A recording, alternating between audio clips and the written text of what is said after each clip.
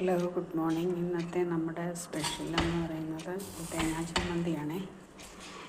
തേങ്ങാ ചമ്മന്തിപ്പൊടിയാണ്. കഴിഞ്ഞ ദിവസം ഉണ്ടാക്കിയത് മൊത്തം തീർന്നു. വീണ്ടും നമ്മൾ തേങ്ങാ ചമ്മന്തിപ്പൊടി ഉണ്ടാക്കാൻ തേങ്ങ വറക്കാനായിട്ട് വെച്ചിരിക്കുവാണ്.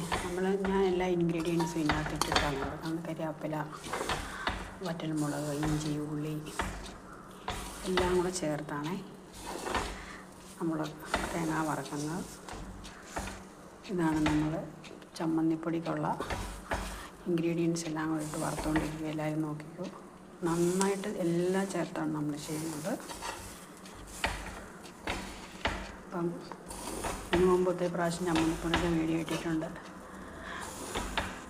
തേങ്ങ പിഴിഞ്ഞ് പാല് കളഞ്ഞിട്ടൊന്നുമല്ല നമ്മൾ ചമ്മന്തിപ്പൊടി ഉണ്ടാക്കുന്നത്. അതേപോലെയാണ് തേങ്ങ ചിരണ്ടി ഇട്ട് അതുതന്നെ നമ്മൾ വറുത്തുണ്ടാക്കുവാണ്, പാലൊന്നും കളയാതെ. കണ്ടാൽ നിങ്ങൾക്ക് അറിയാമല്ലോ, നോക്കിക്കേ. ചെറുതായിട്ട് മിക്സിക്കകത്തോട്ടാണ് അടിച്ചേച്ചെടുക്കണം. അപ്പോൾ ഒരേ രീതിയിൽ ചിരണ്ടി വരുവേ. അതുകൊണ്ട് ചിരണ്ടിയാലേ കഴന്നു പോകുന്നതൊക്കെ വേറെ വ്യത്യസ്തമായിട്ട് വരും. മിക്സിയിലൊന്ന് കറക്കുവാണെങ്കിൽ നന്നായിട്ടെല്ലാം ഒരേ രീതിയിൽ വരും. അപ്പോൾ ഇതാണ് നമ്മുടെ തേങ്ങാ ചമ്മന്തിപ്പൊടി ഉണ്ടാക്കാനുള്ളത്. ക്രിസ്മസിനേക്കുള്ള തേങ്ങാ ചമ്മന്തിപ്പൊടിയാണ്. ഒത്തിരി കുട്ടികൾ ഓർഡർ പറഞ്ഞിട്ടുണ്ട്. അതാണ് എല്ലാവരോടും നേരത്തെ പറയണമെന്ന് പറയുന്നത്. ക്രിസ്മസിന് മുമ്പേ പോകുന്ന കുറേ കുട്ടികളുണ്ട്. അവർക്ക് വേണ്ടിയാണ് നമ്മളിത് കൊടുക്കുന്നത്.